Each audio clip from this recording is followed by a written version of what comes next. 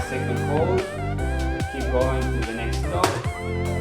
So the support leg is actually working really hard now.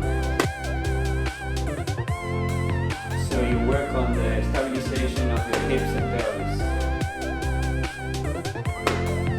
Again, the support leg is the one that's working really hard. This one,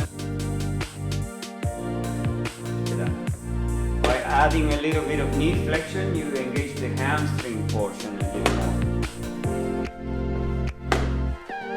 So you work on adductors.